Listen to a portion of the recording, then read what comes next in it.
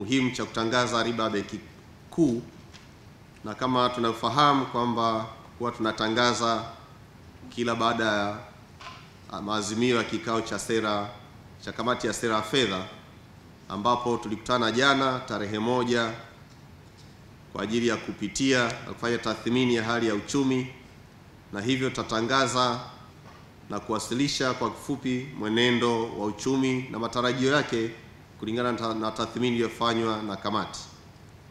Kwa upande wa riba ya Benki Kuu, nafurahi kuwajulisha kwamba kamati ya sera ya fedha ilikutana jana tarehe 1 Oktoba na kuamua kwamba riba ya Benki Kuu itaendelea kuwa 5.75 kwa kipindi cha Oktoba hadi Desemba 2025, na kwa muktadha huo Benki Kuu ya Tanzania itatekeleza sera ya fedha kwa lengo la kuhakikisha kuwa riba ya mikopo ya siku 7 baina ya mabenki inabaki ndani ya wigo wa 2% juu au chini ya riba Benki Kuu. Uamuzi huu umetokana na tathmini iliyofanyika kuhusu mwenendo wa mfumuko wa bei na ukuaji wa uchumi. Hivyo mfumuko wa bei ulikuwa 3.4 mwezi Agosti na unatarajiwa kubaki ndani ya lengo la 3 hadi 5.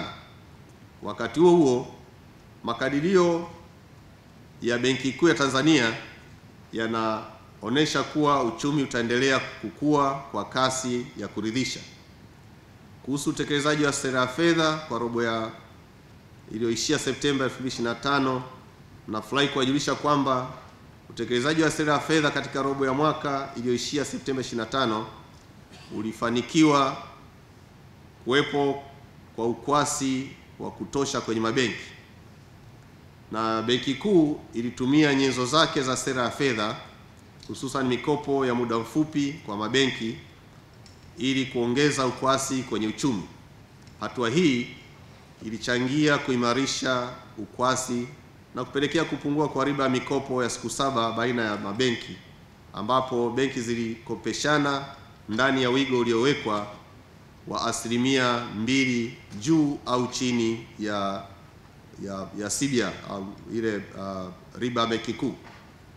Kuhusu mwenendo na matarajio ya uchumi wa dunia, nafurahi kuwajulisha kuwa kamati ya sera ya fedha Benki Kuu ilitathmini mwenendo wa uchumi wa dunia na kubaini kuwa ukuaji wa uchumi katika nchi zilizoendelea na zile zinazoibukia umepungua kidogo katika robo tatu za mwaka 2025, ingawa umeendelea kuwa imara licha ya migogoro ya kisiasa na mivutano ya ushuru wa forodha kwa bidhaa wanazouziana kati yao.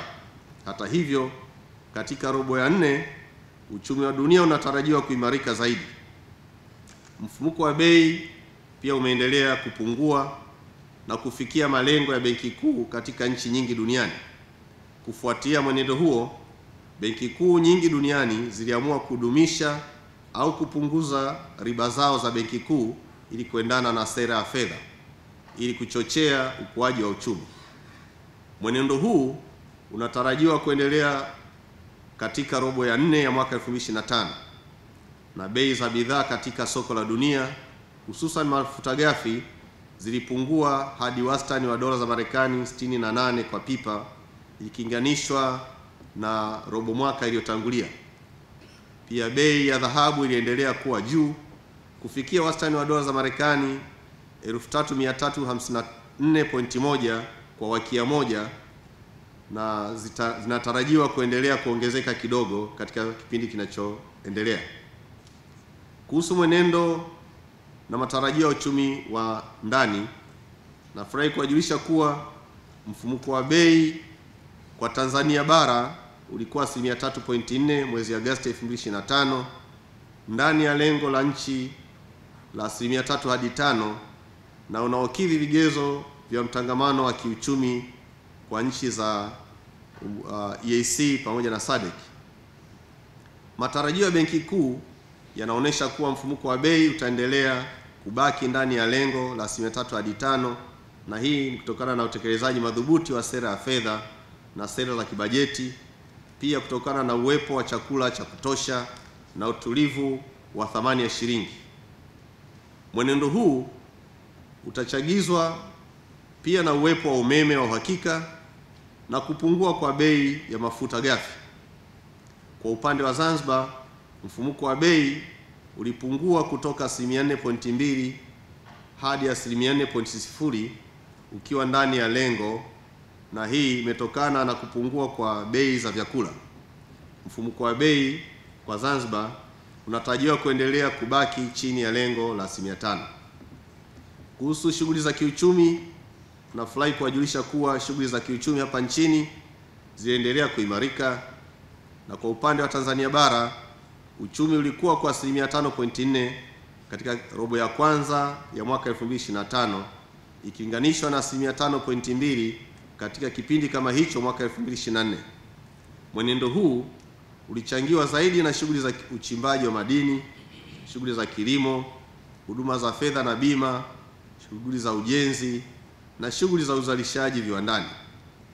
Benki Kuu ya Tanzania inakadiria kuwa uchumi utaendelea kuimarika na inatarajia kwamba utakuwa zaidi ya 6% katika robo ya pili na ya tatu ya mwaka 2025. Ukuaji katika robo ya 4 ya mwaka 2025 unatarajiwa pia kuwa na mwenendo wa kuridhisha. Matarajio haya yatachagizwa zaidi na uwekezaji unaofanywa na serikali pamoja na sekta binafsi ambao umeendelea kuongezeka, hususa kwa mauzo ya bidhaa na huduma nje ya nchi. Uchumi wa Zanzibar ulikuwa pia kwa 6.4 katika robo ya kwanza ya mwaka 2025, sawa na ukuaji uliorekodiwa katika kipindi kama hicho kwa mwaka 2024. Ukuaji huu ulichangiwa zaidi na shughuli za utalii, ujenzi na kilimo. Na kwa upande wa Zanzibar uchumi unatarajiwa kukua kwa 7.3 kwa mwaka huu wa 2025. Ndugu zangu, kuhusu ujazi wa fedha, nafurahi kuwajulisha kuwa ujazi wa fedha uliendelea kuongezeka kwa kasi kama ilivyokuwa katika vipindi vilivyopita, ukichagizwa zaidi na ukuaji wa mikopo kwa sekta binafsi. Katika robo mwaka iliyoishia Septemba 2025, ujazi wa fedha ulikuwa kwa wastani wa 20.4 ikilinganishwa na 19.1 katika robo iliyotangulia. Mikopo kwa sekta binafsi iliendelea kuongezeka kwa kasi ya 15.9 ikichangiwa na uwepo wa ukwasi wa kutosha katika uchumi pamoja na ongezeko la uwekezaji katika sekta binafsi. Kuhusu sekta ya benki, nafurahi kuwajulisha kuwa sekta ya kibenki iliendelea kuwa thabiti ikiwa na ukwasi wa kutosha, mtaji wa kutosha na inayoendelea kutengeneza faida. Aidha, vihatarishi katika utoaji wa mikopo viliendelea kupungua, ambapo kiwango cha mikopo chechefu iliendelea kupungua hadi 3.3 mwezi Agosti 2025 ikiwa iko chini ya kiwango kinachokubalika cha 5%. Kuhusu sekta ya nje, nafurahi kuwajulisha kuwa sekta ya nje imeendelea kuimarika ikichangiwa na ongezeko la mauzo ya bidhaa na mazao ya biashara nje ya nchi pamoja na shughuli za utalii na dhahabu pamoja na kupungua kwa bei za mafuta ghafi katika soko la dunia. Nakisi ya urari wa malipo ya kawaida kwa Tanzania bara ilipungua hadi 2.4 ya pato la taifa kwa mwaka ulioishia Septemba 2025 kutoka 3.8 ya pato la taifa kwa mwaka uliotangulia. Kwa upande wa Zanzibar, ziada ya urari wa malipo ya kawaida iliongezeka hadi dola za Marekani milioni 685.6 kwa mwaka ulioishia Septemba 2025 kutoka dola za Marekani milioni 499.0 kwa mwaka uliotangulia, na hii imetokana na ongezeko la mapato ya huduma hususan kupitia shughuli za utalii. Ndugu zangu, kuhusu sekta ya nje, nafurahi kuwajulisha kuwa imeendelea kuimarika, na kuimarika kwa sekta ya nje kulichangiwa zaidi na ongezeko la ukwasi wa fedha za kigeni katika uchumi pamoja na kuimarika kwa thamani ya shilingi. Katika robo ya tatu ya mwaka 2025, thamani ya shilingi iliendelea kuimarika, ambapo thamani yake iliongezeka kwa asilimia 8.4 ikilinganishwa na asilimia 0.7 iliyokuwa imeimarika katika robo mwaka iliyotangulia. Akiba ya fedha za kigeni iliendelea kuwa imara, ambapo hadi mwisho wa Agosti 2025 ilifikia akiba ya dola za Marekani bilioni 6.4, kiwango kinachotosheleza uagizaji wa bidhaa na huduma kwa zaidi ya miezi mitano, sanjari na lengo la nchi la miezi 4.0 pamoja na vigezo vya kikanda vya EAC ambavyo ni miezi 4.5. Vile vile ukwasi wa fedha za kigeni unatarajiwa kuendelea kuongezeka kutokana na mauzo ya korosho na dhahabu pamoja na shughuli za utalii zinazoendelea katika kipindi hiki. Kuhusu utekelezaji wa bajeti, nafurahi kuwajulisha kuwa utekelezaji wa bajeti katika robo ya kwanza ya mwaka 2025-26 ulikuwa wa kuridhisha kwa Tanzania bara na Zanzibar. Mapato ya ndani yalivuka lengo kutokana na mwenendo mzuri wa ukusanyaji wa mapato kufuatia kuongezeka kwa utayari katika ulipaji wa kodi pamoja na usimamizi mzuri wa kodi sambamba na uthabiti wa matumizi ya serikali yaliyoendelea kuianishwa na rasilimali zilizokuwa zimekusanywa, hali inayoakisi usimamizi madhubuti wa fedha za umma.